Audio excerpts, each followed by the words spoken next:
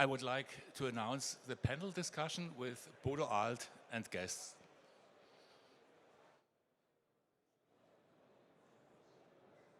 Welcome. It's nice to have you all here for a real session that hasn't been done for a few years now. Corona stopped us from there. Now we have fun and we will start talking about GaN. And I had put up horizontal and vertical GaN. Maybe we did not hear too much about vertical GaN, but I want to get it slowly pushed that we hear it for the future.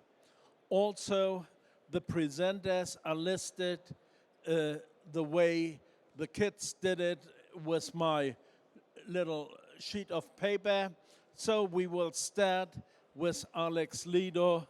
Alex, come on, it's your turn. All right, thank you, Bodo. Yeah, I'm Alex Lidow. I'm CEO and co-founder of Efficient Power Conversion, and I'm going to talk to you about the fastest growing application that we have today in GaN. Now, just a background, EPC specializes in GaN lower than 400 volts, so we have maybe a very different spectrum of GaN than other companies that are in the higher voltage ranges. So the thing that we're seeing is that there is a major improvement that can be had in motor design for battery operated systems, particularly if they're in like a 100 volt or less DC bus. And here's an example of it. So if you know anything about brushless DC motors, you'll know that they typically are run with a 3-phase inverter that takes DC in and it creates a sine wave out. And here's a sine wave for a 20 kilohertz brushless DC motor that's running on a 36 volt bus, 5 amps RMS. Very typical kind of a thing. This sort of a motor you'd find in small e-bikes, or you might find them in robots and stuff like that. Maybe a few, it's too small for power tools even. So it's a smaller motor drive, but take a look at this waveform. First of all, there's the sinusoid, the inverted sinusoid that's going to power the motor, and then you've got three signals underneath it. One is the switch node, or the phase current, the other one is the input voltage, and the other one is the input current. So you see that there's a ripple on all of them. I'll get to why that's important in a minute. You also see at the bottom the input filter that's needed for this. Now if you look carefully at the AC waveform, you'll see wiggles in it, and that's because of the dead time that's programmed into the controller to allow the MOSFET diode recovery. Okay, MOSFETs all have a diode in the reverse direction. They have to wait for them to recover. Creates a bump. The bump creates lots of other issues, which we'll talk about. Now, if you go to a GaN drive, you can go up in frequency because it doesn't have that diode to recover. So you can crank down the dead time to 0 if you like, or whatever's the minimum of your controller, and you can crank up the frequency as a result. You're not limited in frequency by your dead time. Here's a 100 kilohertz waveform.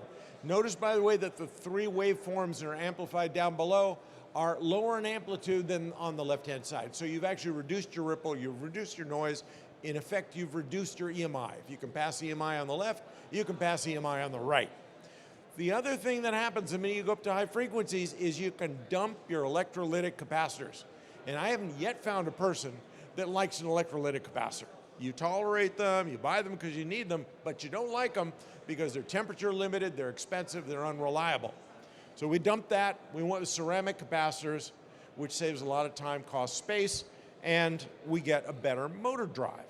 Now, this is a comparison. So this is just going to higher frequencies thanks to GaN. And the MOSFET inverter and the GaN inverter have the same motor drive efficiency, 98 and a bit percent. And that's just the motor drive input versus the motor drive output. However, if you look at it in terms of the total efficiency of the motor drive plus the motor, it's 10% more efficient to go to high frequency, and that's because you've eliminated that bump 6 times every cycle from the dead time. It also reduces the noise, it reduces the electronic noise, everything gets smoother. Bearings last longer, everything's better at 100 kilohertz, and you've eliminated the expensive electrolytic capacitors and completely eliminated the input inductor. So this is driving a revolution in brushless DC motors, whether they be for three-wheelers, forklift trucks, e-bikes, scooters, drones, they're all going. Now, one of the things that we've done to accelerate this is we've come out with a family of power stages. These have power FETs and a half bridge with their drivers level shift, input logic. We also have the sync boot on the high side to generate the high voltage for the gate.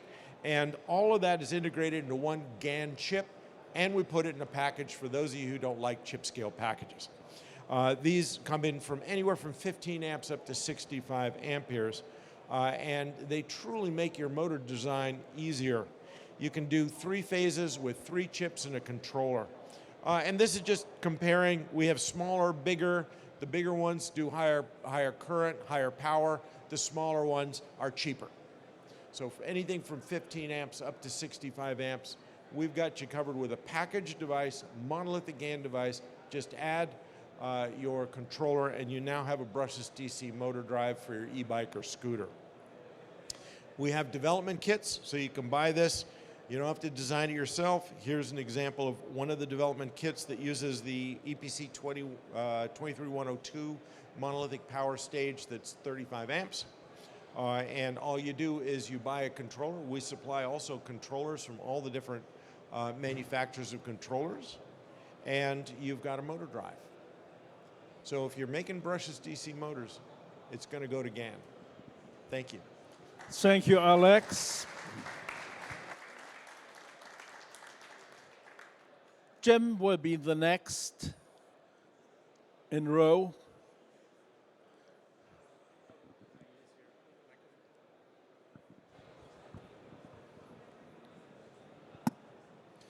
Hi, I'm Jim Wittham of GaN Systems, the CEO. And today, in my 7 minutes, I'd like to talk a little bit about GaN history and a little bit about some new developments in GaN automotive.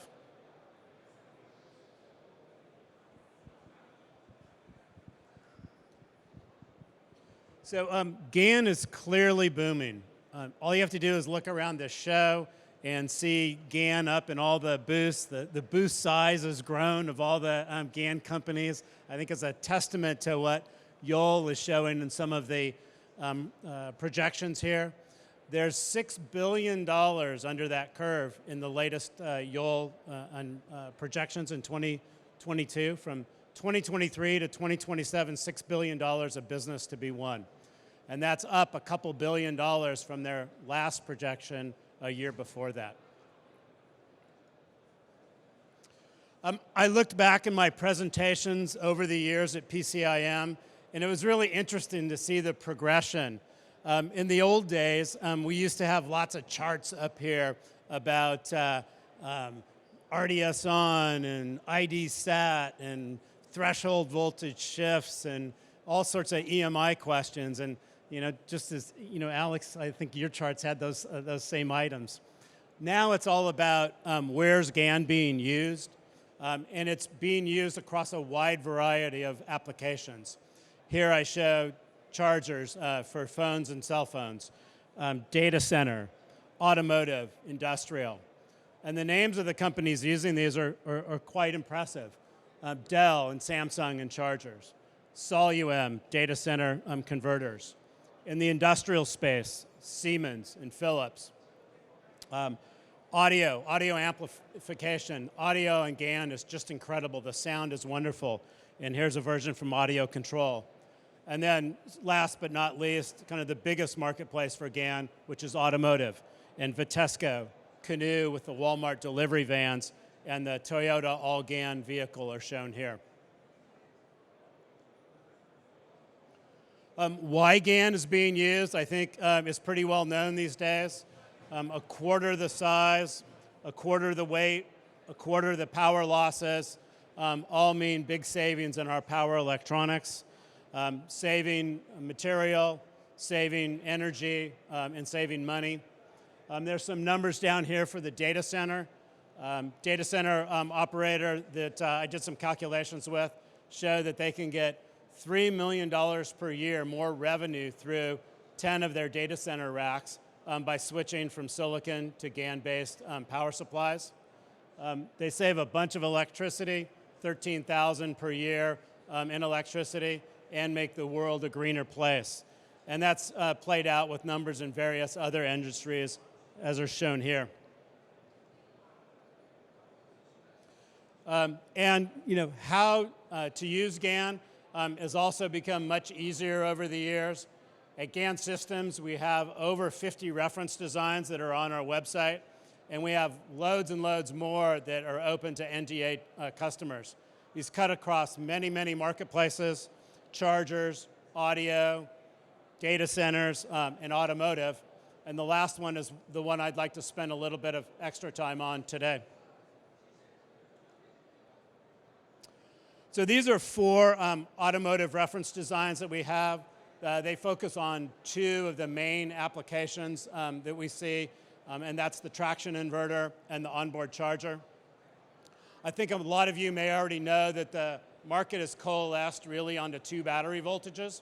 That's 400-volt batteries, typically for small cars, for city cars, and 800-volt battery buses for larger, higher power, higher performance cars. I think that the consensus would be in this audience that at 400 volts, it's kind of a no-brainer that GaN wins there with its performance and fast switching. But I think the conventional wisdom has been in the 800-volt region, that's probably where silicon carbide shines. And I'd like to show you some that you ought to really consider GaN if you're doing 800-volt buses also. So I'm going to concentrate on that upper right. It's an 800-volt, 11-kilowatt onboard charger reference design that we're showing off at our booth in Hall 9. I'll tell you a little bit about it here, and I invite you to come see it at our booth also. So as I said, this is an 800-volt, 11-kilowatt reference design. I didn't say it is bidirectional, which we find is becoming more and more important in the automotive industry. On the PFC circuit, it uses a 3-level, multi-level flying cap PFC topology. And on the DC to DC conversion, it uses a flying cap dual active bridge topology. A little look deeper into the boards. On the PFC side, it's a 2-board design. It's got a driver card, and it's got a power card. And if you come over and take a look, you'll see that the inductors are pretty special. They're really low inductance values, and they also are very tiny and small. And we're getting an overall 6 times decrease in the PFC power density. So big changes there on the PFC side. On the DAB, DC to DC side, also big reductions in volume, in power losses, and that results in an increase in power density. So overall, compared to a silicon carbide onboard charger, the lower DVTs, the superior EMI you get from the GaN solution, enhanced TDD, and smaller components all lead to better performance than using silicon carbide in this application. And the numbers are pretty staggering. 36% better power density by using GaN devices compared to using silicon carbide devices. And usually you don't get a performance increase like that without spending a little bit more money, but not the case here. 15% reduction in BOM cost by going to this multi-level architecture. So very good efficiencies, translates into great performance, good costs, and a really excellent solution for 800-volt onboard chargers for electric vehicles. So as I said, there's a lot more to learn over at our booth. My applications engineers are there, and if you'd like to learn more about how this is done, please come by, and we'd be happy to chat. Thank you. Thank you, Jim. The next in line is Philip. It's your turn.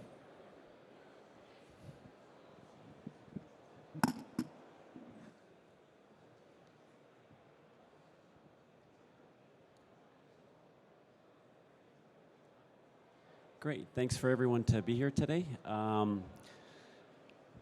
guess I got the remote here. So Transphorm is an innovative company, as well as we do innovation as well as evolution. So last year on the innovation side, I talked about 1200 volt GaN on Sapphire, as well as short circuit protection. Today I'm going to talk about how we've kind of evolved our technology through a comparison against TMC E-mode. So this actually, just recently we announced some new products using our SuperGaN technology. And what we did is we actually packaged in what we call kind of the industry standard PQFN packages. This is the 8x8 and the 5x6. So we have our standard PQFN packages that we had before this, but what we've done is we've come out with these packages to be drop-in with other GaN suppliers in the market. And what this has enabled us to do is to now do direct apples-to-apples comparisons against TMC E-mode technology. So what we actually did is we actually purchased a couple of these Razer 280 watt power supplies, tore them down to kind of take a look at what technology is being used in there and how does it actually compare with our technology. So basically what I'm going to go through here is I'm going to basically show you that our 72 milliohm device actually operates higher performance than the 50 milliohm device that is in this application. So if we look at this, what you have is the GaN devices are on the PFC, they're parallel, they're running at 80 kilohertz, and you can see that being that it's an E-mode device, the device is actually clamped at 5.1 volts on the high side, minus 0.7 on the low side, and these are 50 milliohm devices. So what we did is we dropped in our 72 milliohm device in the same package, basically pin-to-pin compatible. Didn't change anything, let the frequency the same. Now we did pull off the Zener diode because since you're driving a low voltage MOSFET with our technology, we can actually be driven directly by the NXP PFC driver. So basically 0 to 13 volts. And what we did is we just put a 10K ohm resistor, which is basically what you do driving any kind of silicon MOSFET as kind of design practices. So if that node becomes disconnected, you don't want it floating. So what we did is we were able to do at 90 volts VAC, we were able to do an efficiency curve where on the low end, low power, we got a third of a watt higher in performance, and at the high end, as much as 3/4 of a watt. And to the right, when you look at the temperature differentiation, we're actually operating in the order of 30 to 50% lower. Now this is at 150 degrees C, because at 115 volts, because at 90 volts VAC, we were unable to stabilize it where we didn't have thermal runaway. So basically our devices, the E-mode devices, the TSMC E-mode devices are actually operating higher than 108 or 115 degrees Celsius. So the question is where are these losses coming from? So as we dove deeper and deeper into this, the NXP TEA 2017 is basically operating at DCM, discontinuous current mode, as well with valley switching as well as CRM at the high power levels. So ZVS, no matter what technology you're using, 0 voltage switching on the turn-on losses. Now the turn-off losses are really small to begin with, basically 33 nanoseconds. So the area under curve is small between the E-mode device as well as our SuperGaN technology is within 10 to 15%. So that's pretty much negligible. Then I looked at the output energy losses. This is basically the COSS or the EOSS based on a single PFC, single-ended PFC topology. And these are pretty much aligned on top of each other. So switching losses are negligible, basically a wash. Output losses are a wash. So when we look at kind of the overall where you have conduction losses, switching losses, output, and gate drive losses are in the order of 2 to 4 milliwatts. So again, you're looking at all three of those, pretty much it's net zero. So really where it's coming from is coming from the conduction losses. And one of the advantages fundamental advantages at 650 volt at the high voltage level with respect to our SuperGaN technology and TSMC E-mode technology is the temperature coefficient of resistivity. So our devices down to 35 milliohms have about a 25% reduction in TCR over temperature, and then as our devices actually get larger, that actually gets higher to about 30%. So that helps overall when you're actually looking at the technology. So this is kind of where the rubber hits the road, right?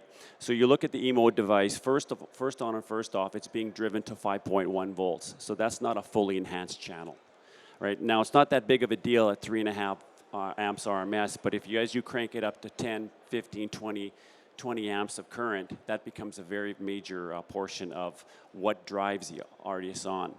Now, when you look at this IEEE paper, this over temperature and over voltage can be as high as almost 4 times the typical value of the 50 milliohm. So this would drive that all the way up to about 186 milliohms from 50 milliohms. So just to kind of do a comparison, a verifier or a check on what our technology is doing, if we go from the low side, from our 72 milliohm device, and we use the R theta JC, R theta JA, R theta JC of the device, go through, basically calculate through the R theta JA, we're getting about 120 milliohms. Now on the high side, basically from 186 milliohms, if you take that difference of 3/4 of a watt difference, divide it by 2 for each device, and calculate the RDS on difference, you're looking at about 45 milliohms. So that really drops it down to somewhere between 120 and 140 milliohms. So that really makes sense when you're kind of looking at where the stability of the SuperGaN technology is superior to the TSMC E-mode. So when you look at RDS on devices, when you're comparing datasheet to datasheet, a lot of times you're looking at comparable RDS on to RDS on. But what you actually have here now is you actually have a wider portfolio, because now our technology not only competes RDS on to apples RDS on, but actually our 20 to 30% higher RDS on will actually compete or outcompete the TSMC E-mode technology. So this gives our customers the ability to actually use devices that are lower cost or either higher performance on one end or similar cost, similar performance on the other hand. So again, giving our customers the options to when they use this technology. So the bottom line is the SuperGaN technology is superior in the market with respect to TSMC E-mode. We can be driven by off-the-shelf drivers, so we don't need to level shift or clamp the technology. Fundamentally, we have a temperature coefficient of resistivity that's lower than the technology. And again, with this technology operating at, trying to operate at 90 VAC, there could be some reliability issues with it, again, which doesn't come into contact with our device because it's operating at such a low temperature. So, thank you very much. Thank you, Phil. The next in the row is Stephen.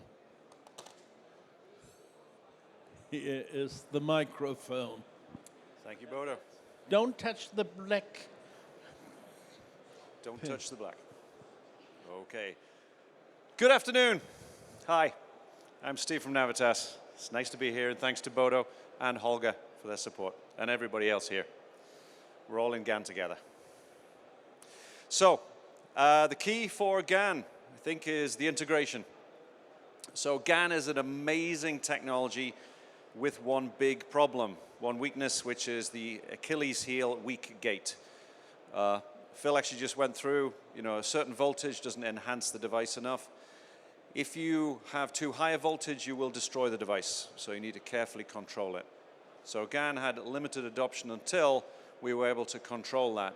And Navitas came along, launched in 2014 as a company, entered mass production in 2018 with our integrated GaN fast power ICs. Now we've got monolithic introduction and integration of a GaN driver, and the output of the driver is the gate of the GaN FET. So you have a monolithic power IC, And then we can integrate other things on it as well. We came along with GaN Sense, where we've got lossless current sensing. So you can detect overcurrent and protect within 30 nanoseconds with autonomous turnoff. So it's a real power IC. You've got 2 kilovolts of ESD protection, which you don't have with a discrete device. So having that much power at your fingertips in the integration really brings benefit to the system. Then we said, well, that's 1 in a box. Why not put 2 in a box? So we have the half bridge. Now the level shifting, the bootstrap, that isolation is also in GaN technology. All of this making it easier for customers to have digital in, power out. All the time enabling faster speed, reliability, and efficiency. And then earlier this year, we introduced GaN Sense Control. This is the first time having a silicon low voltage system controller in the same box as the GaN Power IC high voltage. So now we've got a series of QR flyback systems in a box, low voltage silicon for the system, doing what low voltage silicon does best, and then high voltage GaN Power IC, continuing that monolithic integration.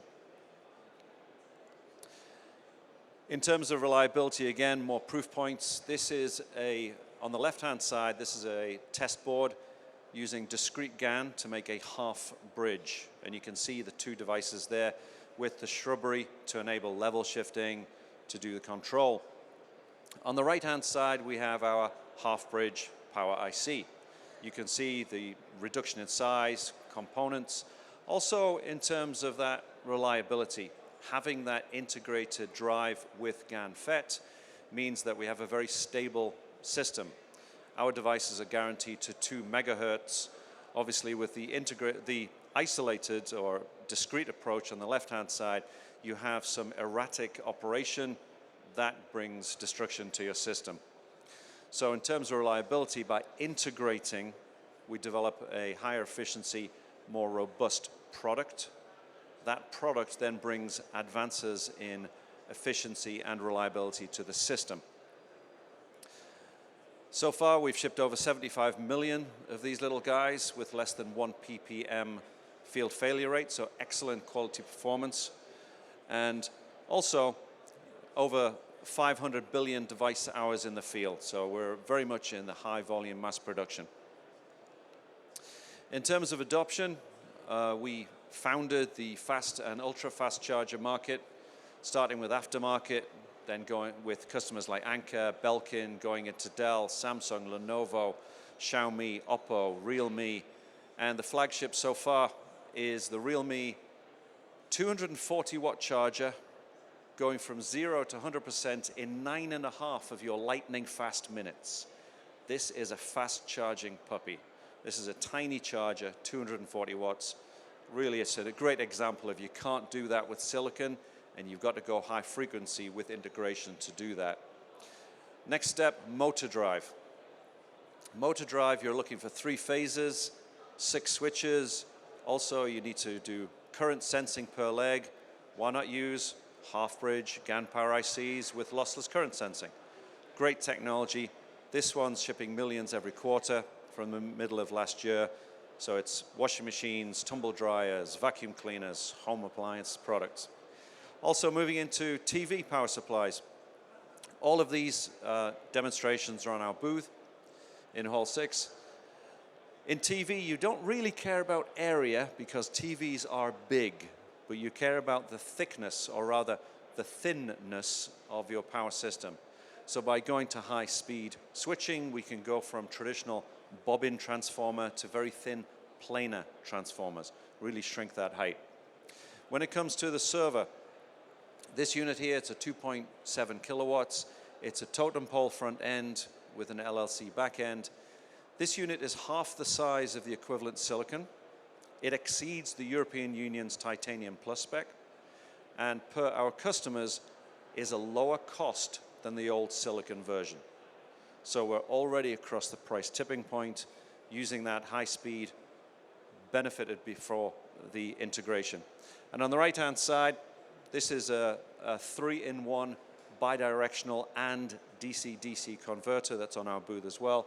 Again, using high voltage GaN power IC integration to go to high speed from AC to 400, 400 to AC, and then 400 down to 12 for your batteries. Obviously, with Navitas, we're also the only pure play company. We're not hindered by any legacy silicon. We've got a great GaN power IC lineup plus silicon carbide from 650 volts to 6,500 volts. And thank you very much to Bodo and everyone here. Thank you, Stephen. The next in the row is Abhi.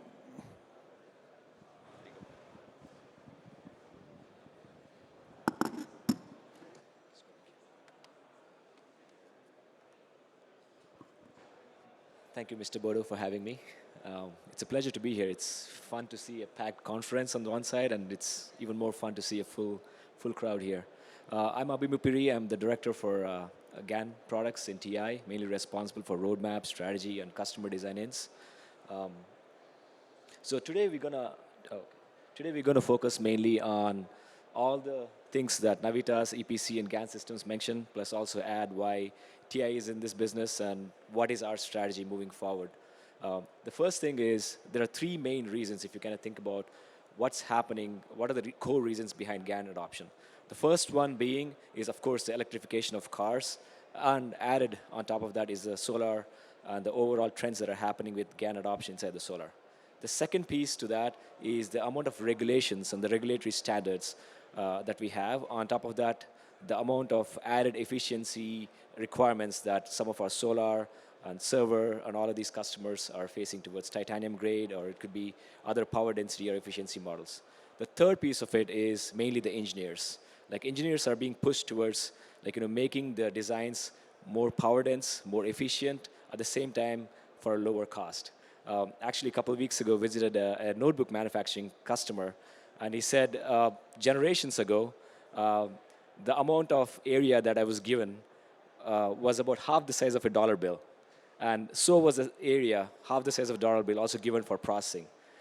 Come now, the area of a processor is exactly the same. Of course, the speed has increased. The cost is probably almost the same.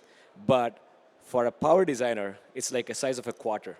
So imagine that. You're going from a half dollar bill to a size of a quarter inside a notebook, and yet the power levels are going up, the cost is going down, and I also maintain the higher level of efficiency.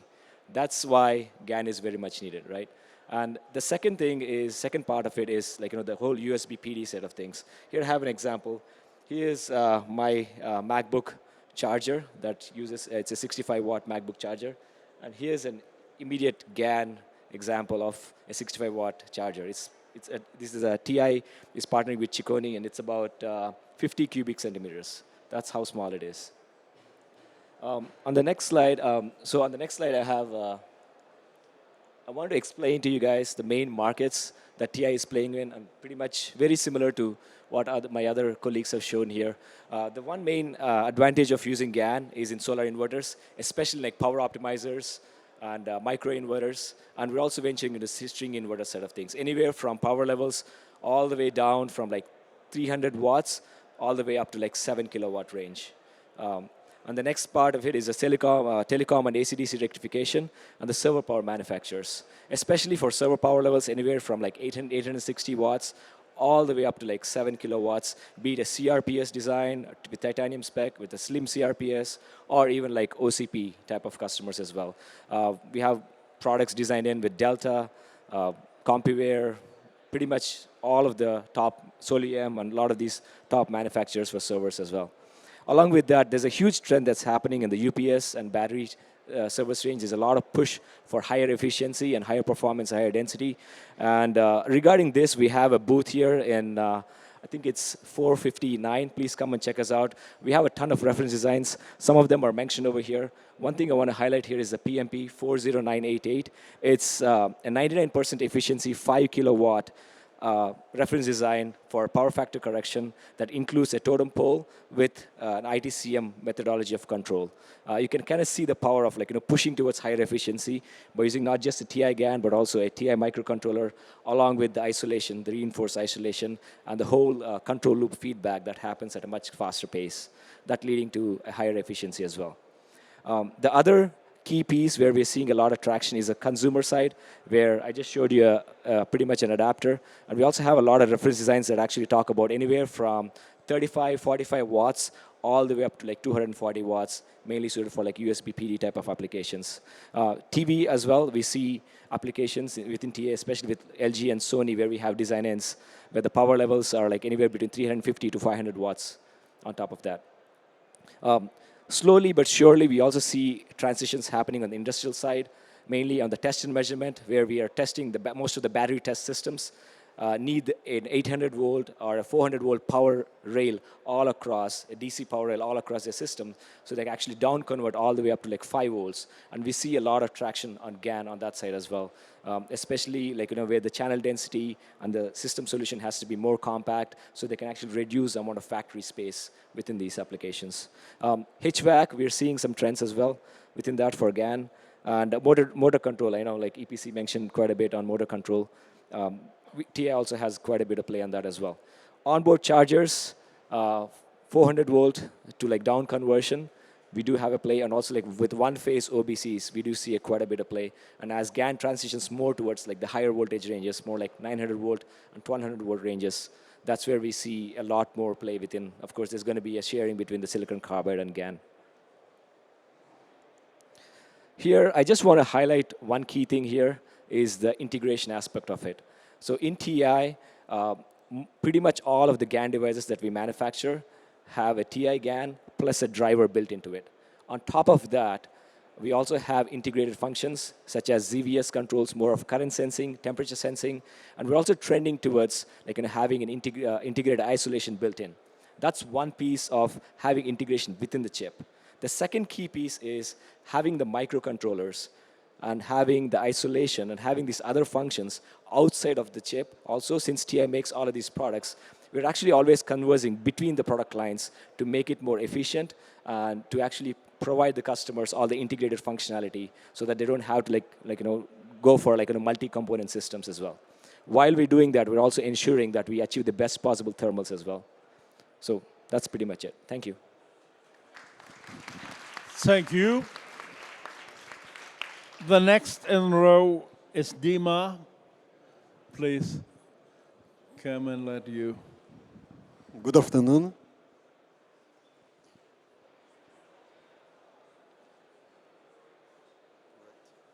My name is Dima. I'm leading the R&D team for VisIC. In VisIC, we are developing a D-mode power device for high power applications, focusing on EV inverters.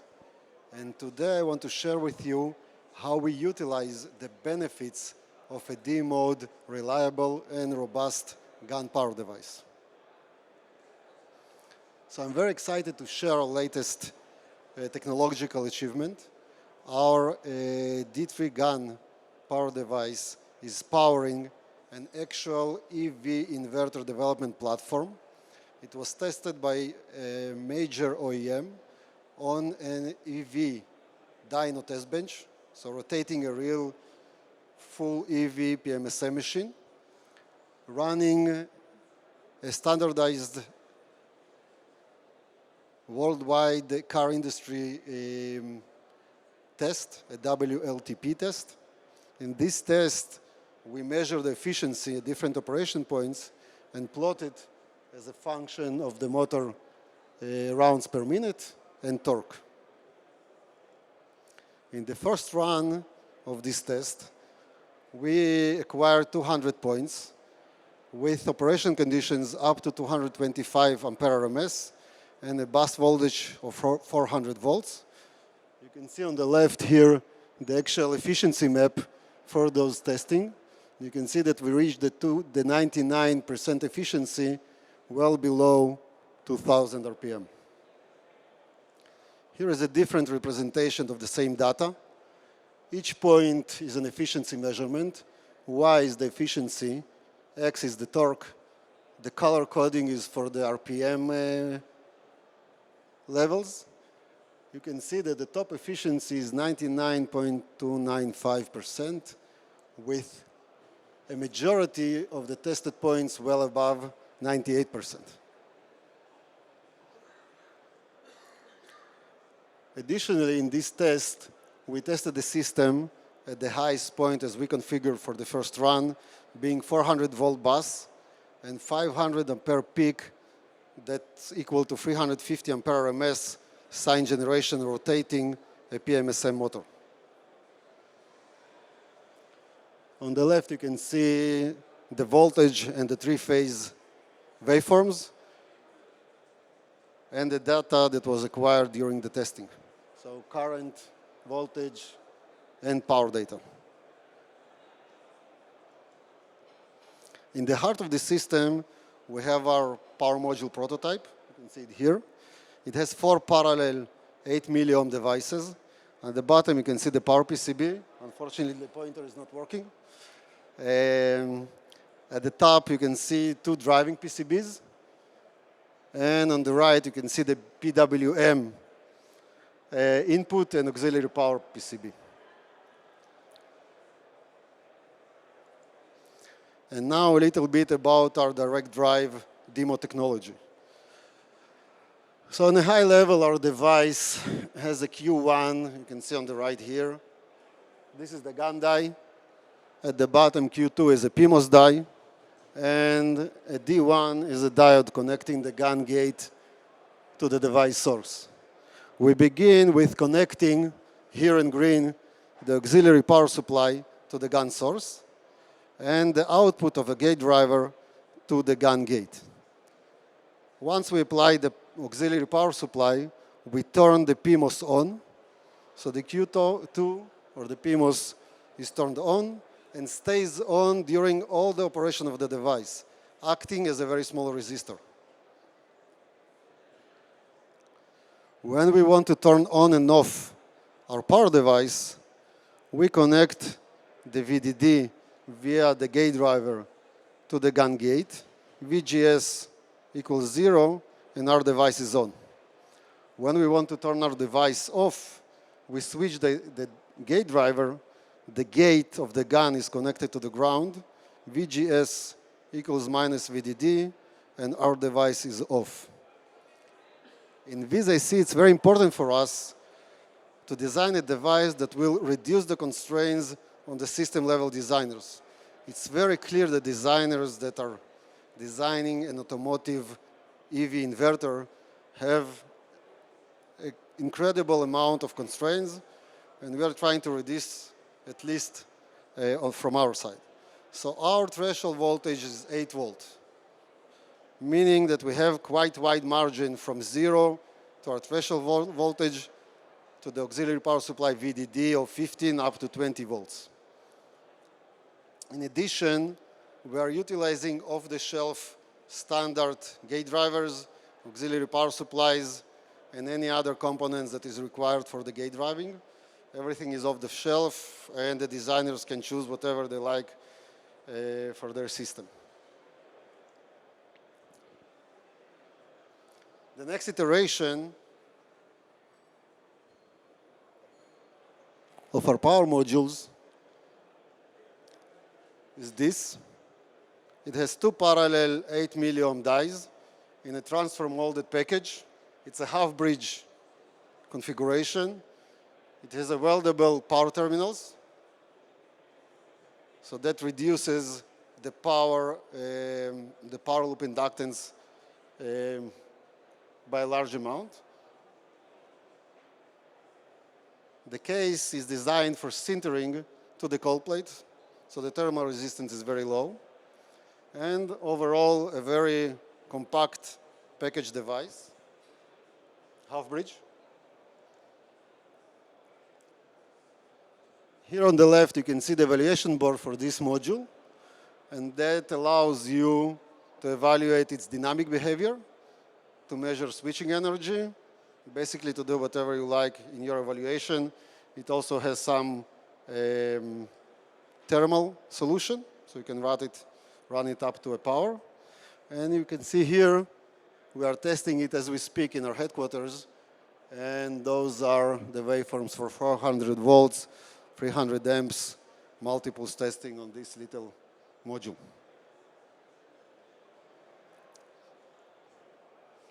And this is our first prototype for the transfer molded modules. That was quick. Thank you for your attention. And if you have any questions, you want to dig deeper in our technology, ask additional questions, please don't hesitate and visit us in our booth. Thank you. Thank you, gentlemen.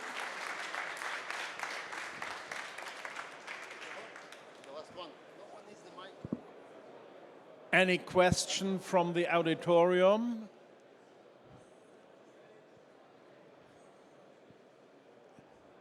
If there are no instant questions, you all have the opportunity to join the gentlemen at their booth and ask in detail if you have questions to get more information. Now I want to thank the gentlemen. I have the fresh fish, the catch of the day for all of you. It's the so-called Kieler Sprotten. That's a speciality. Wittham. It's a speciality, and the ball pen includes a memory stick with the full year of the magazine. It's easier to carry than the yearbook.